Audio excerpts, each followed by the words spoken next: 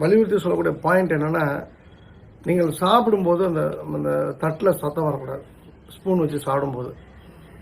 Number 2 வந்து உங்கள் வாய் நாத்தடிக்கக்கூடாது. Number 3 உங்கள் உடம்பு நாத்தடிக்கக்கூடாது. சில ட்ரைனிங் பிளேஸஸில் ஸ்மெல் பண்ணுவாங்க, பாடி ஸ்மெல் பண்ணுவாங்க ட்ரெயினர்ஸு. 4 ஷூவை கரெக்டாக சொல்லுவாங்க. சாக்ஸில் ஓட்டை இருக்கக்கூடாது. ஏன்னா சாக்ஸ் தானே அப்படின்னு சொல்லி ஓட்டையோட போட்டதுனா அவங்களாம் அன்ஃபிட்டு. அந்த சாக்ஸை நாத்தம் அடிக்கக்கூடாது. அதுமாதிரி ஒரு டோரை திறந்து விட்றோம்னா, நம்ம 4 பேர் போகிறோம்னா ஃபஸ்ட் நம்ம தான் போகிறோம் டோரை திறக்கணும். நம்ம பாட்டு திறந்துட்டு போயிடக்கூடாது. திறந்துட்டு அடுத்த 3 பேர் போகிற வரைக்கும் டோரை திறந்து வைக்கணும். இது போன்ற நிறைய விஷயங்கள் உள்ளது. அதில் நான் வந்து குறிப்பாக ஒரு முக்கியமான விஷயம் நான் சொல்லணும்னு ஆசைப்பட்டது என்னென்னா,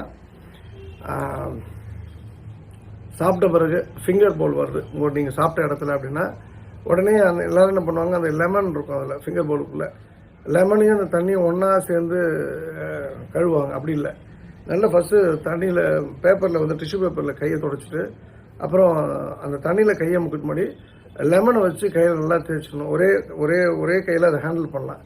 நல்லா தேய்ச்சிட்டு அதுக்கப்புறம் அந்த தண்ணியில் முக்கணும். அதுதான் நான் ப்ராப்பரான ஹேபிட்டு. அண்டு கையை வச்சு நக்கி சாப்பிடக்கூடாது. நல்லாயிருக்கும், டேஸ்ட் நல்லாயிருக்கும்.